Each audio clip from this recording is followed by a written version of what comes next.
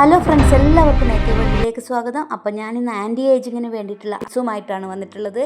നമ്മൾ മെയിനായിട്ട് ഇതിന് ഉപയോഗിക്കുന്നത് തക്കാളിയാണ്. ഇനി തക്കാളിയിൽ എന്തൊക്കെയാണ് നമുക്ക് ആൻറ്റി ഏജിങ്ങിനുള്ള ഗുണങ്ങളെന്ന് നോക്കാം.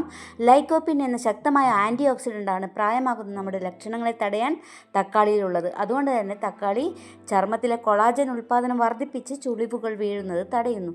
ഇനി തക്കാളി ആൻറ്റി ഏജിങ്ങിന് എങ്ങനെയൊക്കെയാണ് സഹായിക്കുന്നതെന്ന് നമുക്ക് നോക്കാം. ചുളിവുകൾ തടയുന്നു. കോശങ്ങളുടെ നാശം തടഞ്ഞ് മുഖത്തെ വരകളും ഫൈൻ ലൈൻസും തക്കാളി ഇല്ലാതാക്കുന്നു.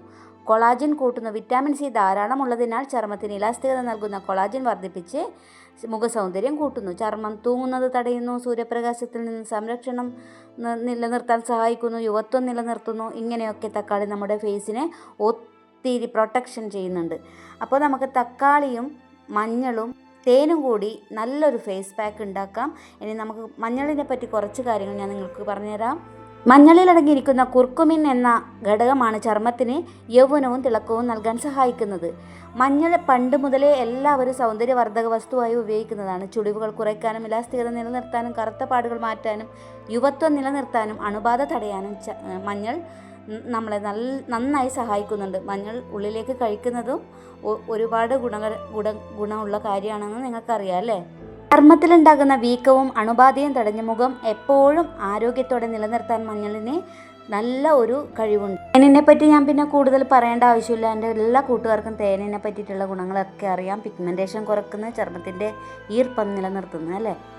ഈ 3 ചേരുവകളും ഒന്നിച്ച് പ്രവർത്തിക്കുമ്പോഴുള്ള പ്രധാന ഗുണങ്ങൾ എന്തൊക്കെയാണെന്ന് ഞാൻ പറഞ്ഞുതരാം.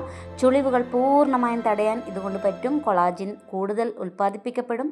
ആഴത്തിലുള്ള ഈർപ്പം നൽകുന്ന, കറുത്ത പാടുകൾ മാറ്റുന്ന, യുവത്വം നിലനിർത്തുന്ന, നാച്ചുറലായിട്ടൊരു ഗ്ലോ നമുക്ക് ഉണ്ടാക്കിയെടുക്കാൻ പറ്റും.